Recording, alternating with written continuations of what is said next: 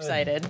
But this is actually Rachel and I's like one of our first console games that we ever played. So this is near and dear to our hearts, and I can't wait to get into it. I'm so happy that I see Sparks there, and of course it's Spyro, and I believe it's the original voice actor from games 2 and 3. That's correct. So we brought back Tom Kenny, who was Spyro in games 2 and 3, and what we did was we re-recorded all the audio with the original scripts. So that way we can have a unified Spyro, which is the fan favorite. We brought him back for everything, and it's really something to see because it just makes Spyro feel like that unified favorite character. Totally. It's awesome. Well, is there any new lines recorded at all? No, so what we've done, and you'll see it with the game, is that we wanted to make sure that the gameplay, as you remember it, is one-to-one. And so that means perfect parity on gameplay, perfect parity on story.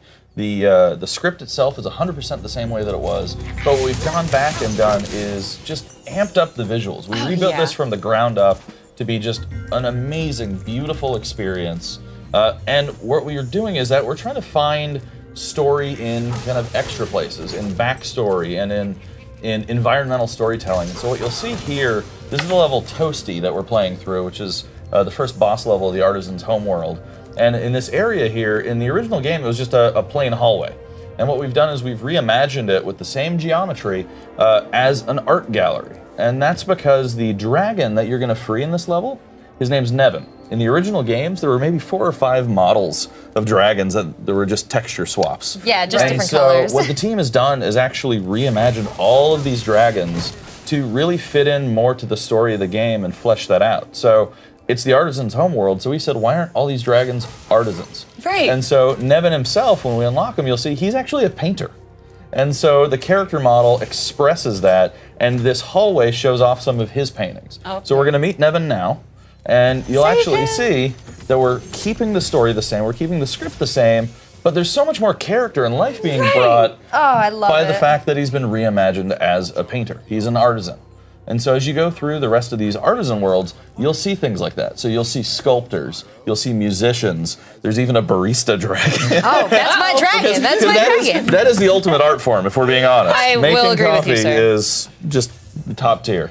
Oh, and we got the fairy. Is that Zoe or is that just a normal fairy? So this is actually a great point, is that this is a save fairy. And so in the original PlayStation 1 games, you had to go in and opt in to save your game. And so some of the things that we're doing to modernize the game are these behind-the-scenes quality of life improvements. Okay. So auto-saving. It's things that modern gamers expect from their games that also isn't getting in the way of making this still feel like the original game.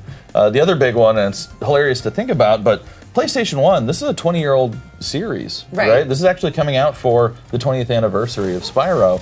And Oh, right. played when it was 3, it was fine. There was no right analog stick. So the original games had camera control tied to the bumpers. Right. And so one of the first things we did was get the game functioning on the right analog stick, and it just feels so much more modern. It feels so much easier to control, but at the same time, people have built up muscle memory playing these games for a long time, so we're also including an option to revert to classic controls and to use those bumpers for camera if you'd Nice like. for the hardcore players. That's right. That's really cool. Yeah. Another thing, of course, is Spyro and like the geometry. His face, he has so much more expressions. Did you guys redo the animations? He looks like a little kitty cat now. Did you see him before? Like, he pouncing pounces, and laying around? The Spyro model actually has 100 times the geometry of the original PlayStation 1 version of Spyro. And as I mentioned, everything from this is built from the ground up. Right. There was actually no code for us to build on top of. Everything is built from scratch, and we're actually doing so much work just comparing the original game with the new game, frame by frame, analyzing the layout of levels, analyzing everything to the finest detail, and that means how Spyro moves, how the enemies move. And so one of the things that we're doing, and you'll see it with these guys, is that while we're adding so much life and animation and so much character, we're making sure that their AI behaves the exact same way. And so everything that we're doing is just building on top of an already phenomenal game.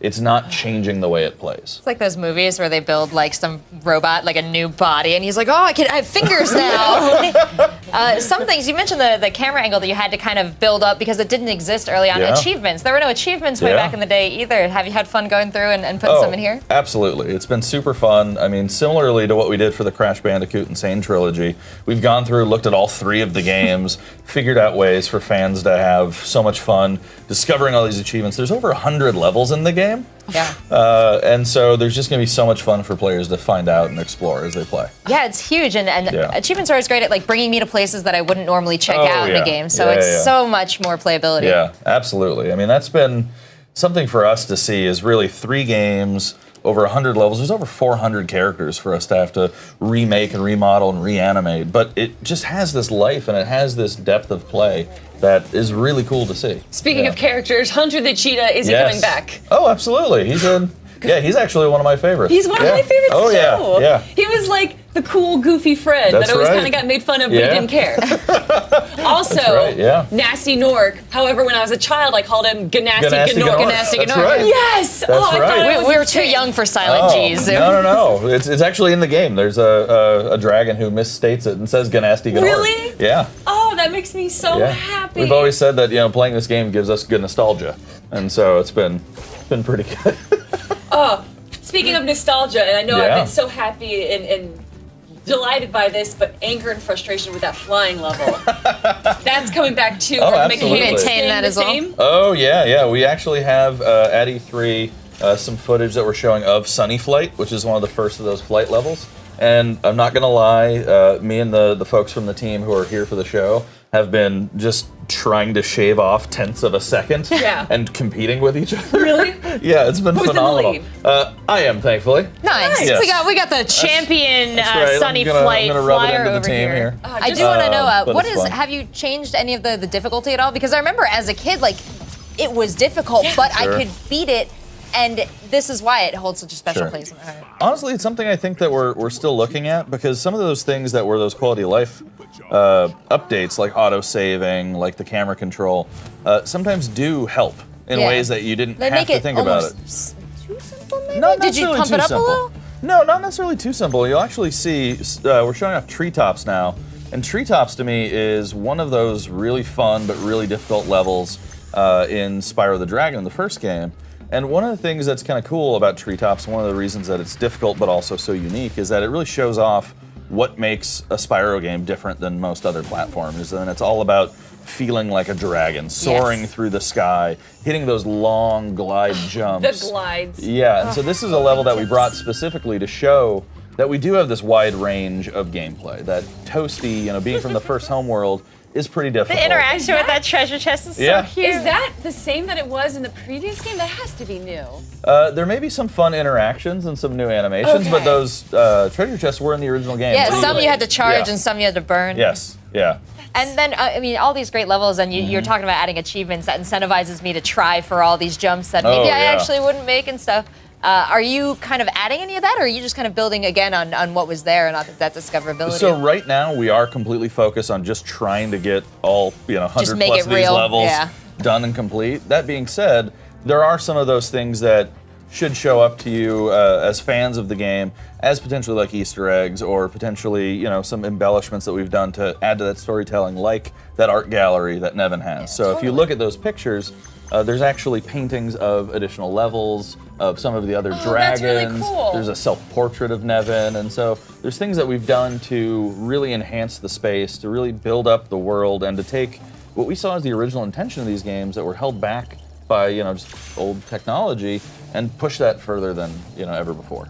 I'm gonna go a little bit more hardcore here Uh-oh. though. So my sister used to have a Spyro GeoCities back in 1999. At I Angel believe. It was a Fire? hub. It was You- GeoCities. Okay, It was just make GeoCities. sure. It was Okay. GeoCities. Yeah.